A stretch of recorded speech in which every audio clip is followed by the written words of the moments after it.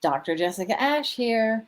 Today, I am so lucky to be joined by Frank Jifan Feng. He's a great success story um, in from a program I work in. And so hang in there and you'll see Frank in a minute. Thanks.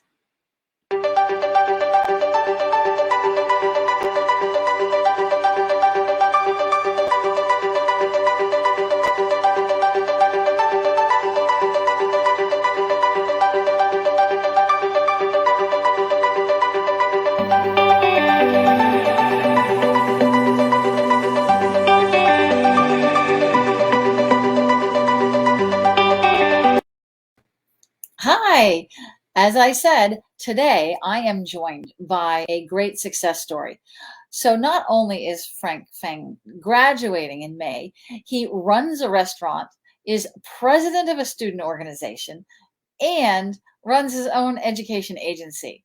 So thank you, Frank, for taking time out of your schedule to join us today. Thank you for inviting me, Dr. Ash. Yeah, it's a pleasure to have you here. And so I first like to start out by talking about how the other day you told me that when you arrived in the country, you were so young and immature, and that you've grown so much in the last 4 years. And what do you think biggest skill that the most important skill for your success has been recently, and how did you get it? Well, I believe the biggest, let's say, the skill is time management. Like I said, uh, if I set up the time by hours, days, week, and I follow the schedule, and then my time will be very available. Everyone have 24 hours. However, if my 24 hours we can do more things rather than other people, then my time will be more intensive. And I could use this time to do more things rather than other people. So time management, I think, is the biggest uh, reason that I how can use the time and to become become now Frank. Well, thanks for bringing up time management. And because many students think, oh, I can't play video games, I can't have any fun. Do you find time to have fun, Frank? Definitely, definitely. Without fun, life will be boring. I having time with I have the time every single day. I give myself an hour. It's a fine time. I can play video games, watch a movie, or plus learning and funny. So when I watch a movie, then I can learn English to practice getting better. And it's not just for fun. It's also the time that I learn another language. And sometimes I watch the Spanish movie and with English subtitle, definitely. Really? Oh, and that's I awesome. I can learn another language. Just like I'm now just trying to start to become another language learner that I can get access to another culture.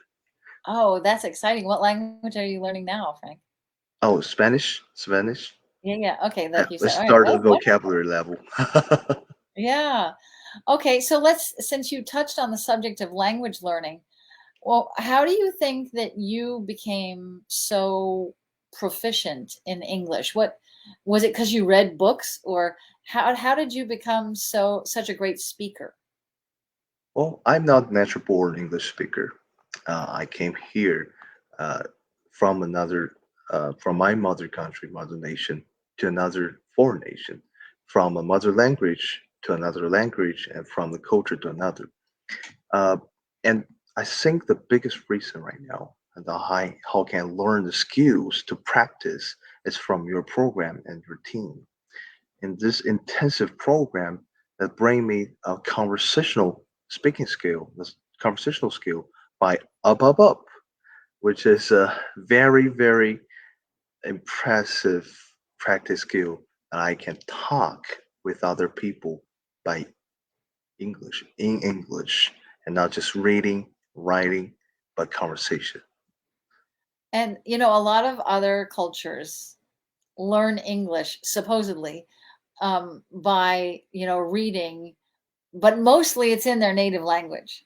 And they learn grammar or whatever, but they're learning it through their native language. I see a lot of people who have failed to learn a language that way.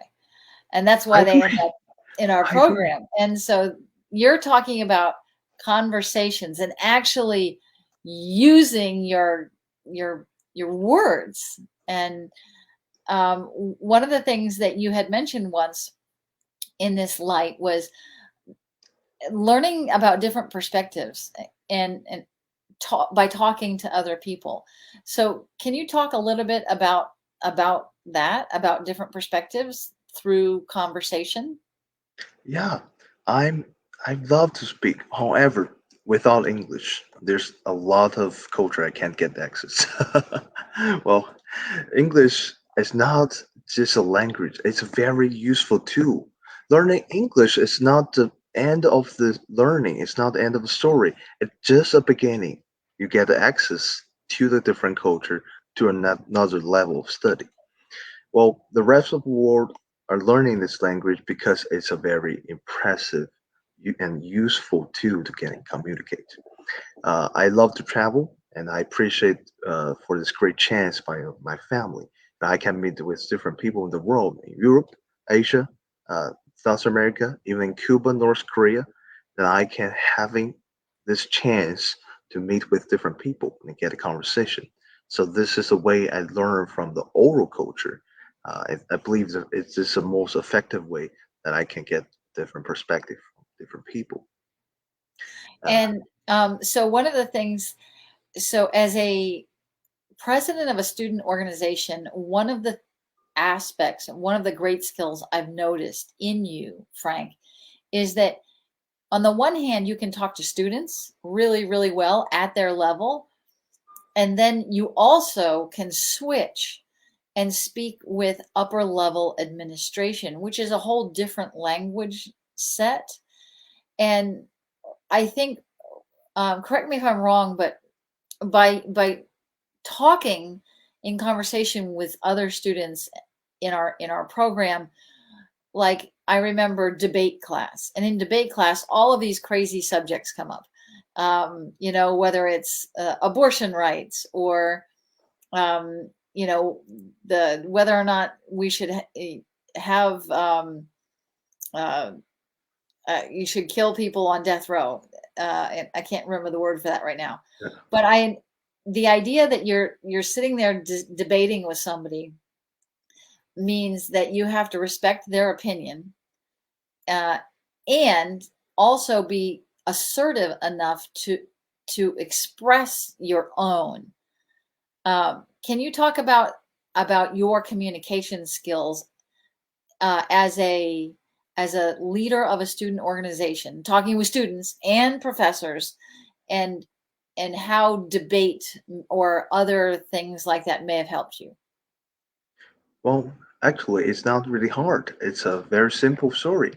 So when I talk with students, I am a student, and I was in their age. So most of people right here, they're freshmen. I was here when I was 18, and I know how people think.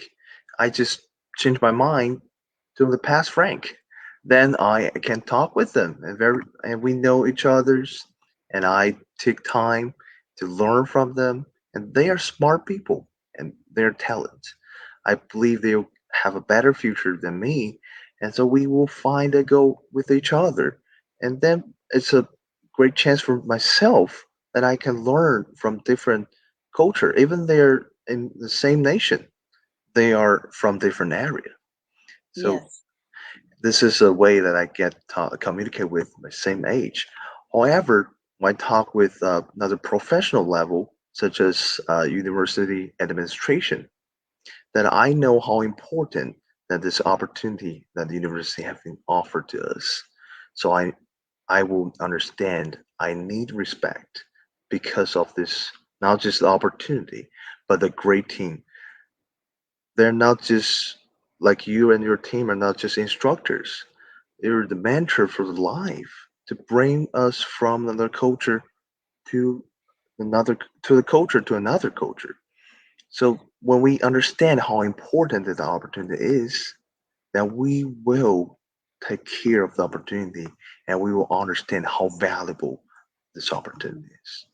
Did you find it difficult to use the language of respect? Like when you're talking to the president of a university, you don't say, "Hey, dude." There's specific language that you use with a mentor or with the president. I mean, did you find it difficult, or were you scared the first time that you were talking with administration? Well, definitely yes. It's the first time is most challenging time that I talk with a different administration, just like president of the university. However, if I change my mindset, there's a respectful language in every culture, not just in United States, not just in Asia, China. There's everywhere. So if you can use this respectful language in your culture, why don't you use the respectful language in other culture? I just need to switch the words, learn the vocabulary, and even you can't speak those professional vocabulary, your facial expression is very important. Like if you said hi, if you don't know how to say Mr. Doctor or President, you can just use your facial expression to show the respect. Everyone will understand with the gestures and facial expression. This is a world language. Yeah, that's a Yeah. very good point. I'm glad you mentioned that, Frank. Earlier, you were talking about movies and that you can even learn a lot by watching a movie. And is there any particular movie from which you've learned some skills, and besides just English? And if so, what skill did you learn from that movie? Well, one of my favorite movies, so Wolf of Wall Street.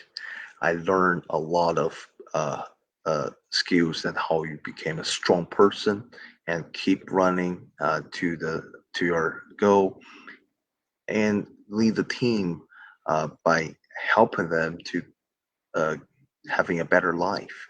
However, I learned this from this advantage that I need, but it is also another in another perspective, critical thinking perspective, that the Wolf of Wall Street, the Wolf of Wall Street it's a movie that's showing how this uh, let's say how this bad people are getting affected this economy and how they became people the way that people think they're the bad person. Then we can ignore that point, and then we know this is a bad example, so I won't be that person in the future. Yeah, so it sounds like you learned both positive business skills and you learned what not to be. And I'm so glad you brought up critical thinking, because it's very hard for 19, 18-year-olds to leave home where they haven't had to think critically because mommy and daddy took good care of them. All of a sudden, they're in the world. And in this real world, they have to think, well, what do I want to be and what do I not want to be? And they have to critique things. And what's one example of a, if you have one, of a time that you've, well, you just gave us an example of a time you used critical thinking skills, but can you think of other aspects of life, like as running a restaurant or something that you've used your critical thinking? So critical thinking is a very big project, or it's a big title for people to understand. However, there's a lot of we say the critical thinking situation in the life. For me, uh, let's say I'm learning knowledge from different culture, and this knowledge, or let's say these writings, are the people who wrote for you that they want to persuade you. So there's different side in both hands. So I just learning from a different culture. If I don't have a critical thinking skills, see, each side will affect me and it will change my mind. But Ah, when yes. we put together, compared, we will absorb this knowledge, which is helpful to set up the mindset. And this is the critical thing I learned from the education. And I'm very happy that Dr. Ashley mentioned that how I use critical thinking skill in the restaurant. I think it's a very uh, interesting question because when we have a business, we need employees and we need employee people, uh, and this is a way that we get growing up the business and get stronger. But it need a lot of critical thinking when you communicate with people. They're from different culture. They're from a different area, and sometimes it's a story that I heard from the store manager, and they just yell with each others with kitchen, and everyone just talking different perspective, different ways. Say, I don't like the kitchen, I don't like the store manager. Well, if you trust, well, if it said if your landscape going to down to the store manager or to the kitchen, and this restaurant will be disrupted. But critical thinking is why they talked this to me and why they said to me. And now we've finally figured out, hey, uh, they did gambling last yesterday night, and one lost $10, another one win $10. Finally, it's a $10 problem. Now we figured out. I paid each one $10. Hey, here's your red pocket. Happy Chinese New Year or happy holiday. And then And you solve the this, problem. yeah, this solved the problem. So if I trust one of them, even kitchen or store manager, oh, that will become a large problem. Yeah. So it sounds like you're also enacting leadership skills. I mean, that what you just did was that's leadership. And can you talk a little bit about more what your ideas are around leadership, even as the president of the student org, for example? Well, thank you, thanks. Well, I appreciate that. Well, leadership, I think, is a big topic for people to understand, but I want to use in specific reasons to demonstrate that. Uh, like in the student org, if you want to become a leader in this group, you need a lot of responsibility. First of all, I need to change my mindset. You're not just a leader, you're the people who have been trusted by these people. So I will take more time or use more time to show my responsibility in this situation. And well, I first of all, I spend a lot of time to communicate with people to make sure I understand what they need, and I share my own resource to my people, to the students in my student org, that they will get benefit from this student org, and now they will vote me, they will trust me uh, because of my my time, because of my hard work, and they will understand how important that student work will give them a great opportunity to help them growing up. Yeah. So when you talk about sharing resources, what I hear is that you've learned a lot on your voyage here and that you're sharing that information so that they don't have to struggle as hard as you did in your first years. That's right. I have been through a very tough time when I just first came here. How to survive, how to speak friendly, how to show your respect, how to avoid the dangerous, and how to take care of yourself. This is a life lesson, and I would like to share with people. And I always did for the beginning of the year. And then we also create a great opportunity to help them to figure out their career goal or optional practical training uh, in the future. And there's a lot of great people around our area in Butler County and Ohio, uh, mayors, school, college, and even the commerce chambers of commerce. They help us a lot. They want this community become diversity community, and they want the new blood to help this community become stronger. stronger community. So I believe this is a great way that we connect with each others, um, and get benefit from this uh, great era. Yeah, there is great strength in diversity, and that's one of the biggest messages of my channel is the strength that comes from diversity. So thank you for saying that.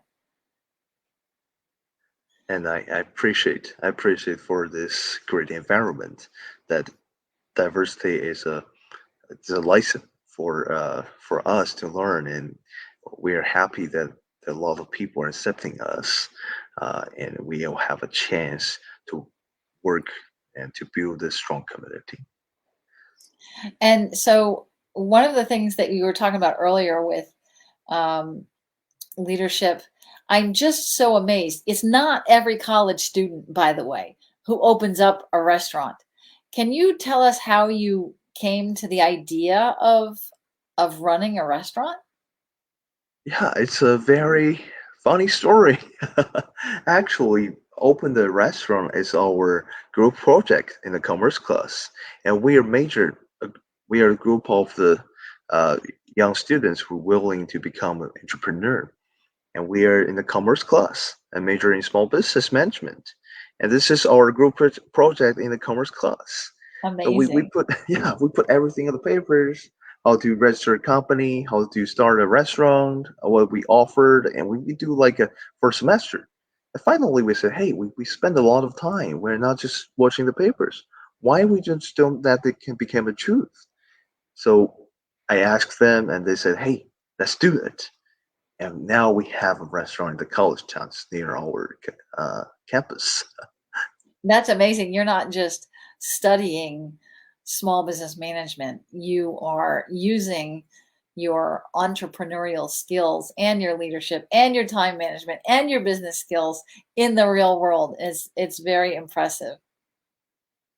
Thank you, and I appreciate the college education. It's one of my luckiest choice in this You know, field. one of the things you did by opening that restaurant was, I mean, it really takes an entrepreneurial spirit. And a lot of students come here and they say, "Oh, I want to study business." And then I say, "Well, what kind of business do you want to work in?" And they're like, "I don't know. I just study business." And the whole process of entrepreneurialism or small is that energy that you're using. You're out there finding a need in the community, and we really needed really good, authentic Chinese food. So thank you, because your restaurant's awesome. I love it. Well, thank Um, yeah, so you're really using all of those skills, and that's wonderful to see. Um, Earlier, you were talking about employing people, and I'm wondering, and you were also talking about leadership. Now, not a lot of college students talk about employing people. Usually, college students are talking about becoming employees. And they always say the best students aren't studying something in order to become an employee. They're studying something so they can employ people. And can you tell me a little bit about how you define success? well, the measurement of the success, in my opinion, that is uh, how many people I employ, Wow. how many tax I paid, and how many wages I paid in the last year.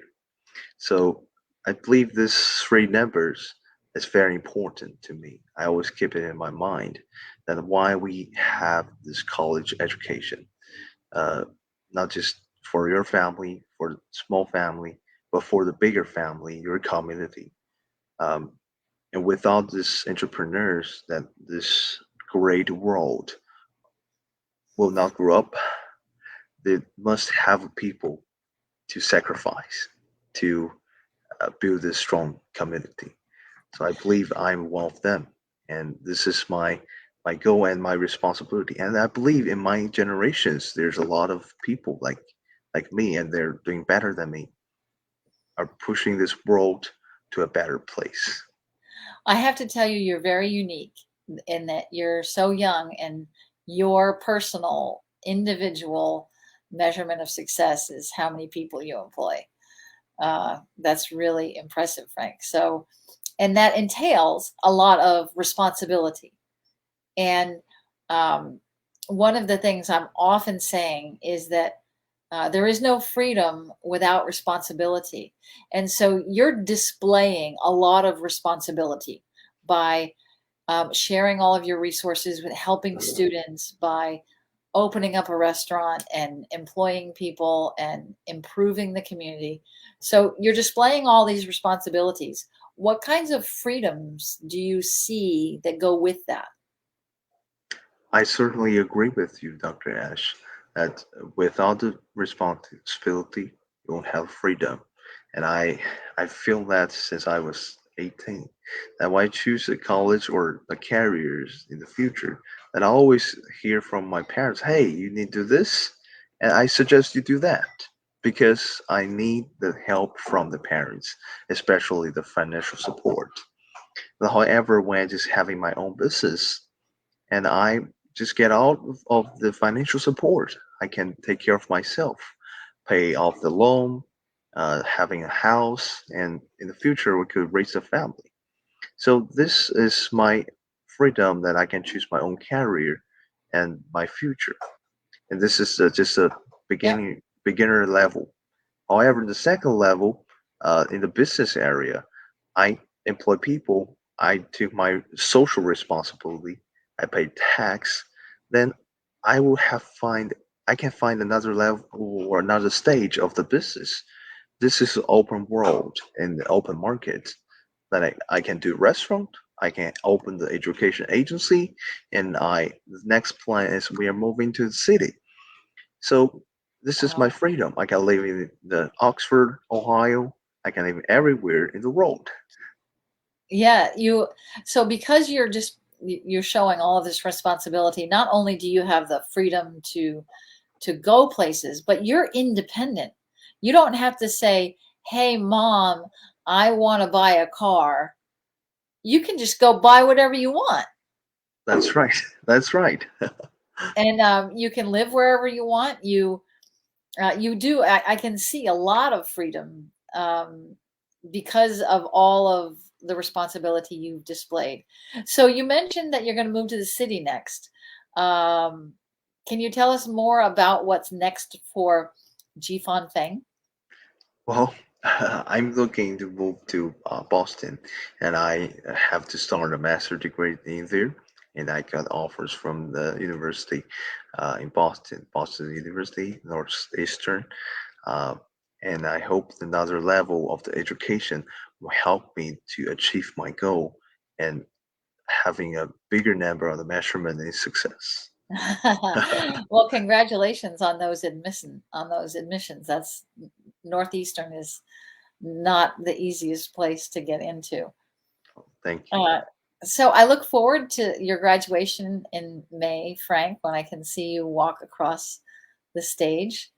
And I'm really excited for your next adventures. And I thank you for taking the time out of your schedule to share your learnings with us. Um, is there anything else that you'd like to share with us before we say goodbye? Well, thanks for inviting me. And the last sentence I would say, uh, having more responsibility and take care of your opportunity, and opportunity will go find you. Ah, that's very well said. That's a great way to close. Thanks for being here Thank, today, Frank. thank you, Dr. Ash. Bye for now. So that was Jifan Feng, Frank, talking about how he enacts habits for success. Thanks for being here today.